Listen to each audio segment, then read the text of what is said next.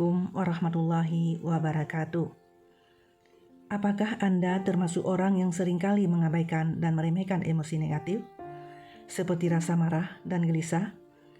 Meskipun wajar, emosi negatif bisa mengarah pada gangguan kesehatan serius jika tidak segera dikendalikan. Mari kita simak penjelasan lebih lanjut tentang apa saja contoh emosi negatif dan bagaimana dampaknya hingga cara menghadapinya. Setiap orang pasti punya emosi negatif di dalam dirinya. Perasaan takut, marah, menyalahkan diri sendiri secara berlebihan, sakit hati, dendam, sampai perasaan iri dan benci. Apalagi di usia yang masih remaja, masih mencari jati diri dan labil, maka wajar jika kita merasa membenci orang lain secara berlebihan, punya dendam setelah disakiti, atau emosi negatif lainnya yang sebenarnya tak baik jika terus-menerus dipelihara. Setelah tumbuh dewasa, kita pun mengalami banyak fase yang tak terhindarkan. Lambat laun kita pun menyadari bahwa emosi negatif tak sebaiknya disimpan, apalagi sampai mengusik ketenangan diri. Islam sendiri telah mengajarkan kita supaya menjauhi emosi negatif semacam itu. Begitu juga ketika kita menengok sejarah saat Rasulullah SAW masih hidup. Banyak sekali pelajaran yang bisa kita dapatkan. Tak perlu menjadi pendendam, tak perlu balas memaki dan menyakiti. Tak usah iri dengan kebahagiaan orang lain. Jadilah manusia pemaaf dan bersyukur. Sesungguhnya Allah tak pernah tidur. Maka tak ada salahnya jika hari ini kita mulai mengingat lagi. Kira-kira emosi negatif apa yang perlu segera dibuang pergi? Adakah perasaan bersalah sampai tak dapat memaafkan diri sendiri akibat kesalahan di masa lalu? Jika Allah saja memaafkan, kenapa kita tak mau melakukannya juga? Adakah perasaan benci setelah disakiti berkali-kali? Sangat wajar jika sulit memaafkan, tapi sangat tidak diperkenankan jika kita menyimpannya seumur hidup, seolah kita memenjarakan diri sendiri. Rasa-rasanya ini tak adil buat kita. Sahabatku, pernahkah kamu merasa iri dengan kebahagiaan orang lain?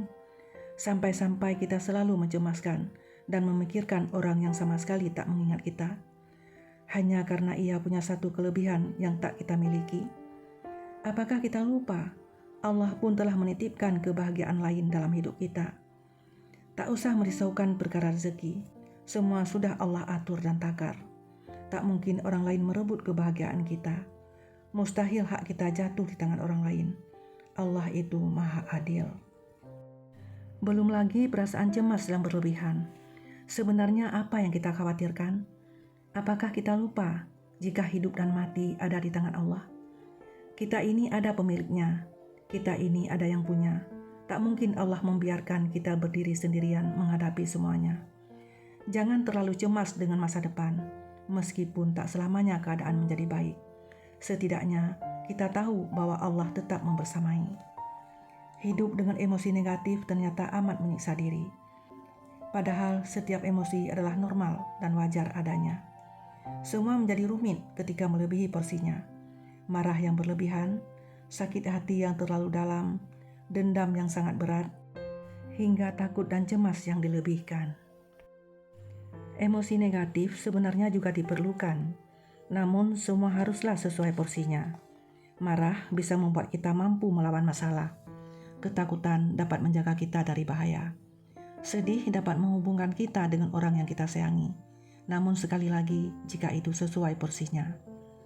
Bagi muslimah, kita pun tahu sebuah hadis tentang perasaan marah. Jika kita dapat mengendalikannya, maka surgalah balasannya. Begitulah Islam mengatur semua hal dengan sangat detail. Emosi negatif bukan perkara sederhana. Marah berlebihan bisa merusak semua rencana. Takut berlebihan dapat membuat kita tak berani memulai segalanya. Dan semua hal yang berlebihan memang nyatanya tak baik. Maka, sejak saat ini, mari belajar mengatur semua sesuai porsinya.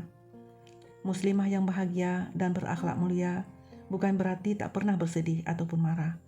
Tapi dialah yang mampu mengendalikan dirinya dari hawa nafsu.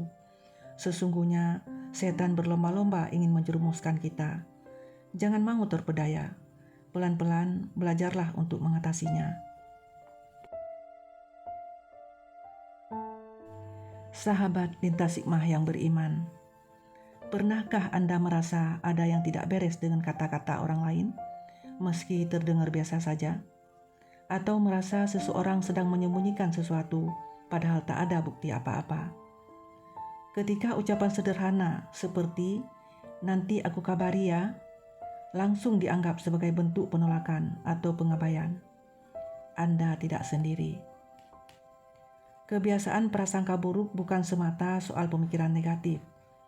Ini bisa menjadi tanda bahwa batin Anda sedang menyimpan beban berat. Sahabatku,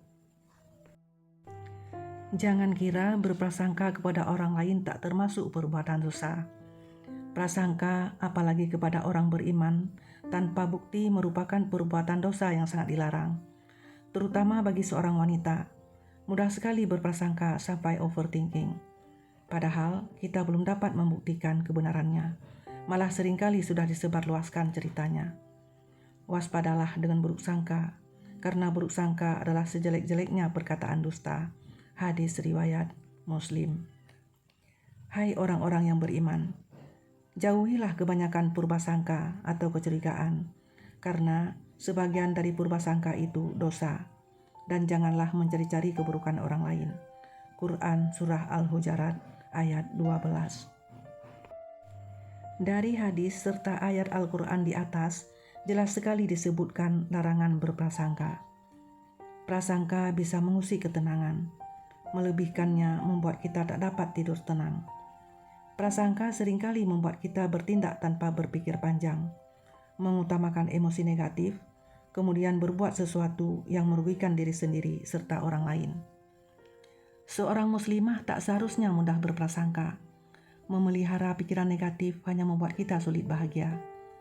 Kita jadi mudah curiga pada teman, pasangan, ataupun saudara sendiri. Padahal tak selamanya yang kita pikirkan benar adanya. Seringkali malah kita hanya salah sangka. Saat kita berprasangka, maka akan muncul perasaan cemas berlebihan, sehingga membuat kita tak tenang. Kita pun sering mengambil tindakan yang merugikan, entah tiba-tiba menjauh tanpa tabayun, atau malah melabrak dengan terang-terangan. Memang sulit mengendalikan diri ketika kita sudah marah dan kesal pada seseorang. Namun, sebaiknya tak mengambil keputusan saat sedang emosi, agar tak merugikan siapapun. Cobalah lebih banyak mengingat Allah, supaya hati merasa tenang. Jika kita tak dapat membalas perbuatan buruk seseorang, bukan berarti Allah akan mendiamkan, maka berhentilah bertindak gegabah, apalagi jika itu hanya didasari oleh prasangka. Kepada teman-teman yang dulunya akrab kemudian sekarang menjauh, bukan berarti selalu ada masalah. Tidak berarti ia kesal dan marah. Seringkali tak butuh alasan untuk membuat sebuah hubungan menjadi renggang. Kesibukan, hobi yang tak lagi sama, juga waktu yang padat dengan pekerjaan mungkin bisa jadi penyebabnya. Kita tak perlu berburuk sangka, apalagi sampai melebih-lebihkan pikiran kita tentangnya. Jika merasa tak mampu bersabar, cobalah menyapanya terlebih dulu dan tanyakan kabarnya. Bisa jadi hanya butuh sedikit kehangatan untuk mencairkan gunung es yang membeku. Tak perlu overthinking, tinggal kirimkan pesan dan mulailah akrab seperti hari-hari sebelumnya. Makin dewasa, semua orang mulai menyadari bahwa tak apa punya teman sedikit asalkan nyaman.